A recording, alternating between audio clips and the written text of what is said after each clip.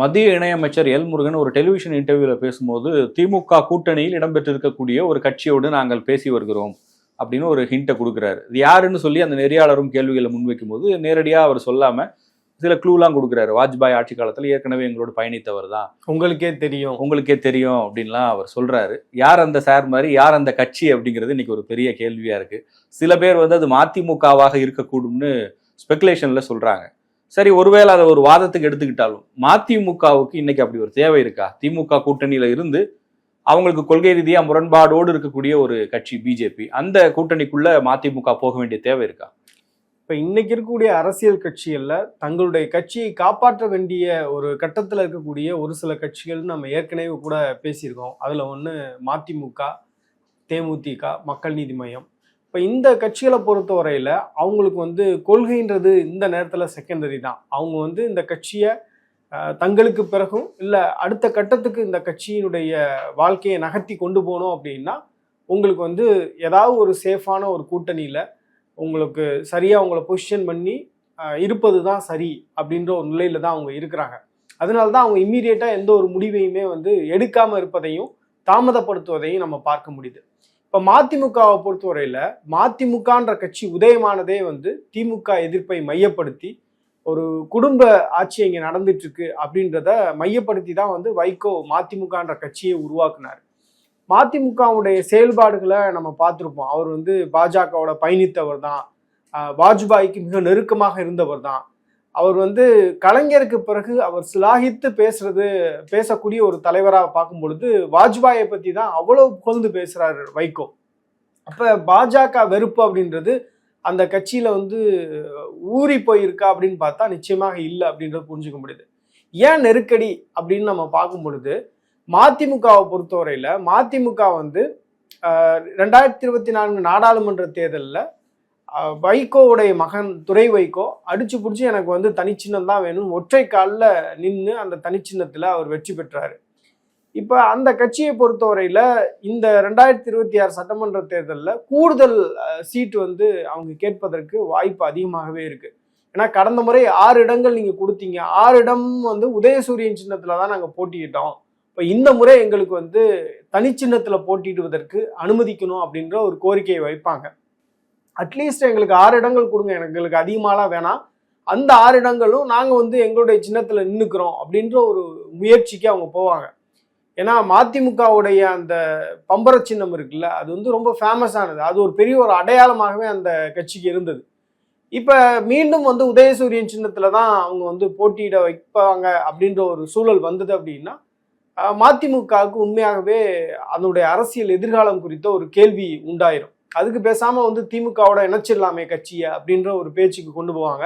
துரை வைகோவை பொறுத்தவரையில இதை அடுத்த கட்டத்துக்கு நகர்த்தணும். ஏன்னா ஃபுல் கண்ட்ரோல் எடுத்துட்டார் கட்சியே, ஃபுல் கண்ட்ரோல் எடுத்ததுக்கு பிறகு அவர் வைகோவுடைய பேச்சை கேட்டு அவர் திமுக கூட்டணியிலே இருப்பாரா அப்படின்றது ஒரு பெரிய கேள்வி. இந்த மூமெண்ட்ஸ் எல்லாம் திமுக ஓரளவு புரிஞ்சுக்கிட்டு தான் இதை எப்படி ரிப்ளேஸ் பண்றது அப்படின்னு பார்க்கும்போது தேமுதிக ஒரு சாஃப்ட் கார்னர் காமிக்க ஆரம்பிச்சிருக்காங்க அப்படின்றதும் புரியுது. நீங்க அடிக்கடி துரை வைகோவுடைய ஸ்டேட்மெண்ட் பார்க்கலாம். ரொம்ப அக்ரஸிவா அவர் திருச்சி சார்ந்த விஷயங்கள்ல அவருடைய கருத்தை முன் வச்சுட்டே இருக்காரு. அவர் எம்பி, அவர் முன்வைக்கலாம், அதுல தவறு எதுவும் இல்லை. அதே நேரத்துல பாத்தீங்கன்னா அவர் ஒரு குட் டேர்ம்ஸ்ல கே நேருட்டையும் இல்லை, அன்பில் மகேஷ்டையும் இல்லை அப்படின்றது வெளிப்படையாகவே தெரியுது. ஸோ நிச்சயமாக திமுகவுக்குள்ளேயும் அவங்க வெளிப்படுத்தியிருப்பாங்க, தங்களுடைய கருத்துக்களை வெளிப்படுத்தியிருப்பாங்க. ரொம்ப அக்ரெசிவா பிஹேவ் பண்றாரு, பேசாம அவரை கலட்டி விட்டுடலாம் அப்படின்னு கூட பேச்சுக்கள் நடந்திருக்கும் அப்படின்னு நான் நினைக்கிறேன். அதனுடைய வெளிப்பாடு தனிப்பட்ட வகையில கூட்டணி கட்சிகள்ல இருந்து அவர் கொஞ்சம் வேறுபட்டு தன்னுடைய கருத்துக்களை சொல்றாரு அப்படின்றதையும் நம்ம கவனிக்க முடியுது. இது தொடர்பா மதிமுக தரப்புல விசாரிக்கும் போது அவங்க மறுக்கிறாங்க, நாங்க இதுவரைக்கும் கூட்டணி தொடர்பா யாரோடையும் பேசல, இன்னும் காலம் இருக்கு, 10 மாசம் இருக்கு, அதுவும் பிஜேபியோடலாம் நாங்க வாய்ப்பே இல்லை, கொள்கை ரீதியா எங்களுக்கு முரண்பாடு உள்ள ஒரு கட்சி, கடந்த காலம் வேற இப்ப இருக்கிற காலகட்டம் வேற, அதனால அப்படி ஒரு பேச்சுவார்த்தை நடக்கல, இந்தியா கூட்டணியில தான் இருக்கும்னு உறுதிப்படுத்துறாங்க. அதே நேரத்துல அவங்க கட்சி தொண்டர்களுடைய மனநிலை அப்படிங்கிறது இந்த முறை எந்த காரணத்தை கொண்டும் உதயசூரியன் சின்னத்துல நம்ம போட்டியிடக்கூடாது, திமுக நமக்கு தோழமை கட்சி தான், திமுகவுடைய கொள்கையில நமக்கு முரண்பாடு கிடையாது, ஆனா நம்ம கட்சிக்குன்னு ஒரு செல்வாக்கை உருவாக்கணும். எப்படி வந்து இப்ப நம்மளை ரெப்ரசென்ட் பண்ணி துரை வைகோ நாடாளுமன்றத்தில் இருக்காரோ அதே மாதிரி மதிமுகவை ரெப்ரசென்ட் பண்ணி டைரக்டா எம்எல்ஏஸ் வந்து சட்டமன்றத்துக்குள்ள இருக்கணும். அதுதான் மதிமுகவுக்கும் வைகோ போன்ற ஒரு மாபெரும் தலைவருக்கும் புகழ் சேர்க்கக்கூடிய வகையில இருக்கும். இன்னொரு விஷயம் கூட பாருங்களேன், இப்ப துரை வைகோ வந்து நாடாளுமன்ற உறுப்பினரா இருக்காரு.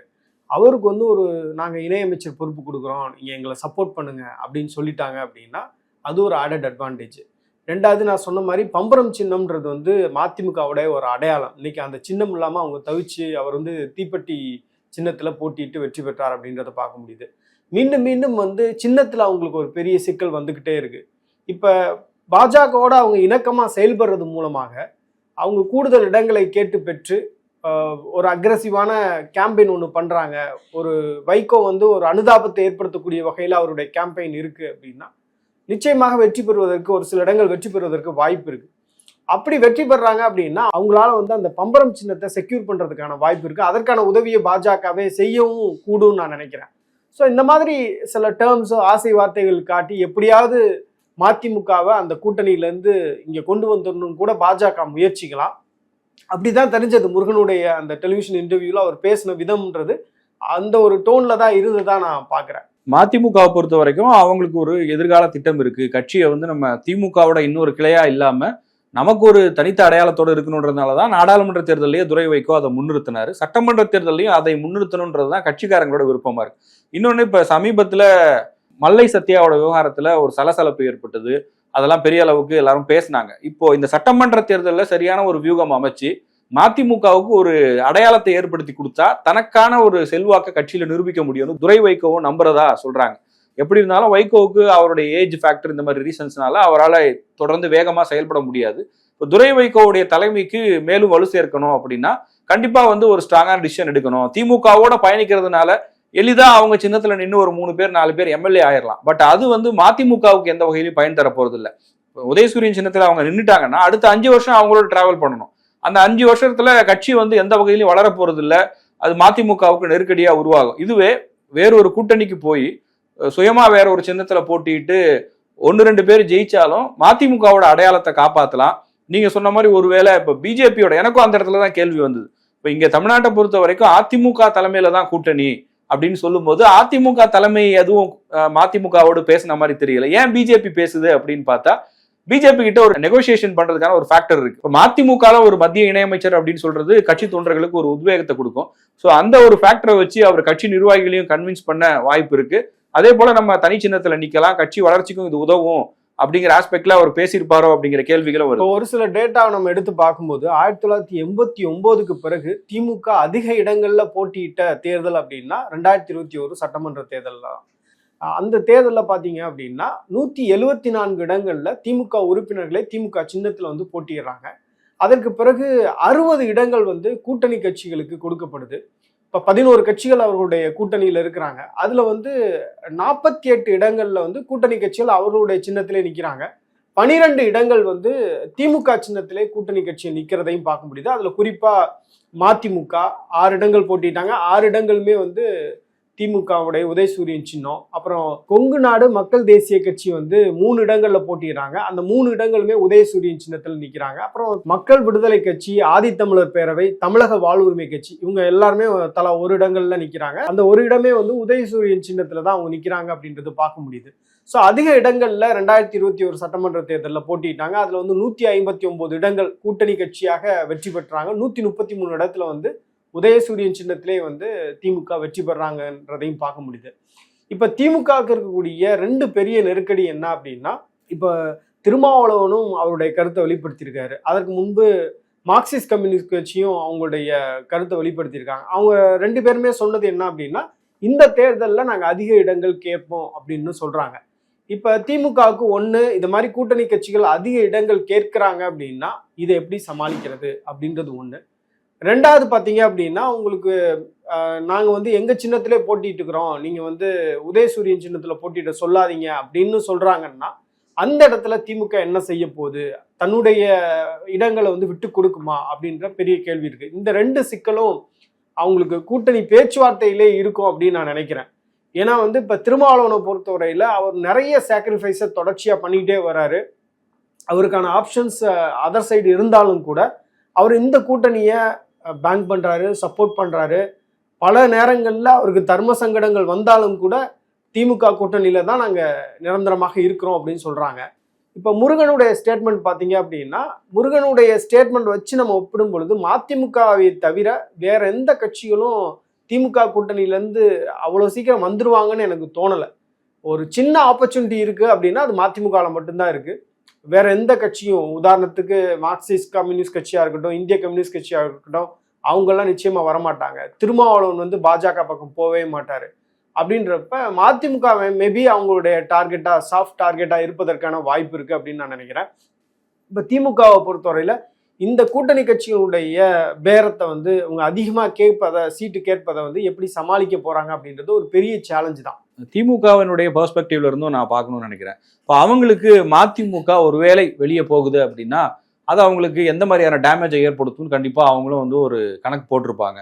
மதிமுக தானே, போனா போட்டோம் அப்படிங்கிற முடிவை திமுக தலைவர் ஸ்டாலின் எடுக்க மாட்டாரு அப்படின்னு தான் நான் பாக்குறேன். ஏன்னா மதிமுகவினுடைய எண்ணிக்கை இல்லை அவங்களுடைய பலம் என்ன அப்படின்னு யோசிக்கிறதுக்கு பதிலா வைகோ அப்படிங்கிற ஒரு பெரிய தலைவர், தமிழ்நாடு மக்கள் எல்லாருக்கும் அறிமுகமான ஒரு முகம், அவர் வந்து திமுக கூட்டணியிலிருந்து வெளியேறாரு அப்படின்னா அது கண்டிப்பா திமுக கூட்டணி மீது இருக்கக்கூடிய அந்த சைக்கலாஜிக்கலான ஒரு விஷயம் வந்து உடைய வாய்ப்பு இருக்கு. அதனால அவர் வெளியில போகக்கூடாதுன்னு தான் அவங்களும் முயற்சி பண்ணுவாங்க.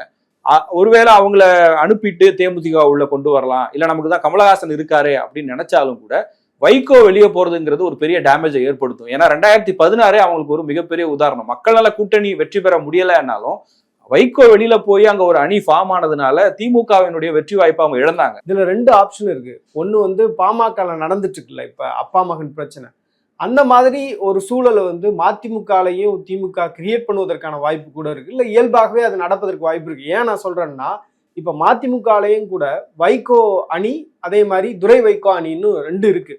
இப்ப வைகோ அணியில இருக்கக்கூடியவர்களை பார்த்தோம் அப்படின்னா அவர்கள் எல்லாம் ரொம்ப லாயலிஸ்ட் வைகோக்கு. ஆனா வந்து துரை வைகோவை பொறுத்தவரையில தன்னுடைய தலைமையை ஏற்றுக்கிட்டு தன்னுடைய சொல்லை கேட்டு செயல்படக்கூடிய செயல் வீரர்கள் தனக்கு வேணும்னு அவர் ஒரு டீம் ஃபார்ம் பண்ணி ஒர்க் பண்ணிட்டு இருக்காரு. ஸோ ஏற்கனவே பழைய ஆட்கள் இருக்காங்கல்ல, இப்ப துரை வைகோ ரீசெண்டா வந்தவர் தானே. ஸோ பழைய ஆட்களை பொறுத்தவரையில சின்ன அதிருப்தி துரை வைகோவுடைய செயல்பாடுகள்ல இருக்கு. ஸோ அந்த மாதிரியான ஒரு ஸ்பிரிட் உருவாச்சு அப்படின்னா வைகோ நிச்சயமாக ஸ்டாலினை பேக் பண்ணுவார். துரை வைகோ வந்து பாஜக பக்கம் போவதற்கான வாய்ப்பு இருக்கு. இன்னொரு விஷயம் என்ன அப்படின்னா, திமுக இந்த சிக்கல்கள் எல்லாம் புரிந்துதான் இன்னைக்கு மக்கள் நீதி மையத்தை உள்ள கொண்டு வந்திருக்காங்க. தேமுதிகவுக்கு ஒரு சிக்னல் விட்டுருக்காங்க அப்படின்றதையும் பார்க்க முடியுது. இப்ப கமலஹாசனுக்கு ஒரு முக்கியத்துவம் கொடுத்து அவரை வந்து ராஜ்யசபா எம்பி ஆக்குறாங்க அப்படின்னா நிச்சயமா அவங்கள்ட்ட வந்து ஒரு லாங் விஷன் இல்லாம இருக்காது. ஒரு சட்டமன்ற தேர்தலை பொறுத்தவரையில அவங்க வந்து மதிமுகவுக்கு என்ன கொடுத்தாங்களோ அதே இது வந்து மக்கள் நீதி மையத்துக்கு கொடுக்க போறாங்க.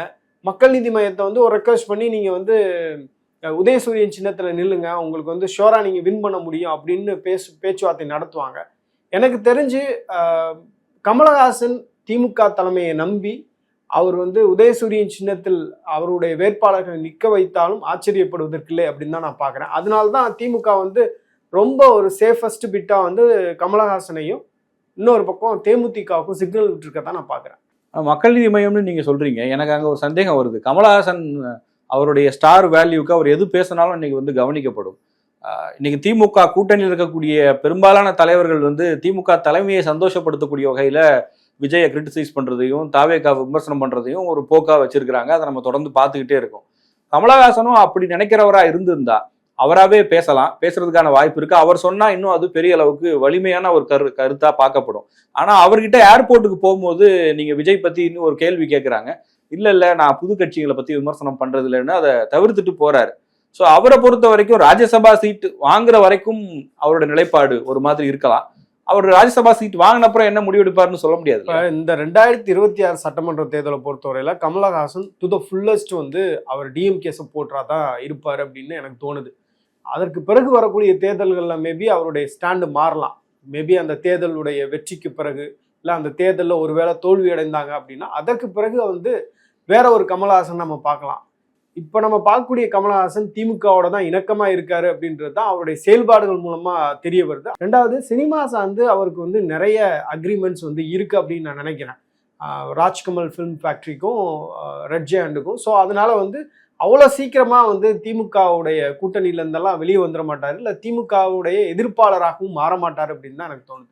நீங்க சொல்ற மாதிரி இப்போ அவர் வந்து இமீடியட்டா அதை பண்ணுவாருன்னு நினைக்கல. ஏன்னா அப்படி பண்ணாருன்னா அது அவருடைய இமேஜுக்கும் பெரிய பாதிப்பை ஏற்படுத்தும், துரோகம் பண்ணிட்டாரு அப்படிங்கிற மாதிரி ஆயிடும். ஆனா எனக்கு எதனால அந்த சந்தேகம் வருது அப்படின்னா, நீங்க கமலஹாசன் அவரை பார்த்தீங்கன்னா இந்தியா கூட்டணியில இணைந்த பிறகு இப்போ ஈரோடு கிழக்குக்கு ஆதரவு கொடுத்தாரு காங்கிரஸ் வேட்பாளருக்கு முதல் முறை. அதாவது இவிகேஎஸ் போட்டிட்டப்ப அவங்க ஆதரவு கொடுத்தாரு. அதுக்கு அடுத்த தேர்தலையும் அதே ஸ்டாண்டு தான் வைங்களேன். அதன் பிறகு எத்தனையோ மேடைகள் வந்து போராட்ட களங்களா இருந்திருக்கு, முதல்வருக்கு பாராட்டு விழாவா இருந்திருக்கு. எங்கேயுமே அவர் வந்து நேரடியா பங்கேற்கல. தனிப்பட்ட முறையில முதலமைச்சரை போய் சந்திப்பாரு, உதயநிதி வந்தா சந்திப்பாரு, கூட்டணி கட்சி தலைவர்கள் எல்லாம் தனிப்பட்ட முறையில் போய் பார்க்கணும்னா பாக்குறாரு. பட் ஆனால் அந்த திமுக கூட்டணி மேடைகள்ல 10 பேர்ல ஒருத்தரா உட்கார்றதுல அவருக்கு ஒரு தயக்கம் இருக்கு, ஒரு சிக்கல் இருக்கு. அதை வந்து மறுக்கவே முடியாது. போராட்ட களங்களுக்கும் அவர் போறதே இல்லை. மேபி அவர் அமெரிக்காவுக்கு படிக்க போன அந்த சமயத்துல இந்த விஷயங்கள்லாம் நடந்திருக்கும். இப்போ அவர் அமெரிக்கா போயிட்டு வந்ததுக்கு பிறகு அவருடைய ஆழ்வார்பேட்டையில் ஒரு மீட்டிங் போட்டார். அந்த மீட்டிங்கில் ஐ திங்க் அவர் பேசின முக்கியமான விஷயங்கள் என்ன அப்படின்னா, நான் வந்து முட்டி மோதி பார்த்துட்டேன், அரசியல் அவ்வளோ எளிதான விஷயம் இல்லை அப்படின்னு நிறையா விஷயங்கள் பேசினார். அதில் வந்து அவருடைய விஷனையும் அவர் வந்து சொல்லியிருந்தாருன்னு நினைக்கிறேன். இப்போ மக்கள் நீதி மையத்தை பொறுத்தவரையில் நம்ம சட்டமன்றத்துக்குள்ளே போகணும். சட்டமன்ற உறுப்பினர்களாக என்னை நம்பி வந்த ஒரு சிலர் நீங்கள் உள்ளே போகணும். போய் அதுக்கு பிறகு நம்ம கட்சியை வலிமைப்படுத்துவதை நம்ம வந்து யோசிப்போம் அப்படின்ற விஷயத்த சட்டிலாக வந்து கம்யூனிகேட் பண்ணியிருந்தார். ஸோ அதுதான் அவருடைய திட்டமாக இருக்கும் நினைக்கிறேன். இப்போ இம்மீடியட்டாக வந்து இப்போ ஒரு வெற்றியை தரக்கூடிய ஒரு கூட்டணி அப்படின்னா திமுக கூட்டணி. இந்த கூட்டணியில் நம்ம ஒரு அங்கம் வகிக்கணும். நாடாளுமன்றத்தில் நம்மளுடைய குரல் ஒலிக்கணும். அதே நேரத்தில் சட்டமன்றத்திலையும் நம்மளுடைய குரல் ஒலிக்கணும். மக்கள் நீதி மையம் சார்பாக நம்மளுடைய உறுப்பினர்கள் போகணும் அப்படின்றது அவருடைய எண்ணமாக இருக்குது. ஒருவேளை போயிட்டா அவருடைய கட்சியுடைய சிம்பிள் அவர் வந்து செக்யூர் பண்ண முடியும். அதன் பிறகு அவர் வந்து அரசியல் பண்றதுக்கான ஒரு ஸ்கோப் அப்படின்றது இருக்கும். இப்ப இந்த தேர்தலில் சரியான முடிவு அவர் எடுக்கல அப்படின்னா தேமுதிகவுக்கு என்ன நடந்ததோ அதே வந்து மக்கள் நீதி மையத்துக்கும் நடப்பதற்கான வாய்ப்பு இருக்கிறத அவர் வந்து முன்கூட்டியே புரிஞ்சுக்கிட்டதுனால்தான் அவர் திமுக கூட்டணியோட போயிருக்காரு அப்படின்னு நான் பாக்குறேன்.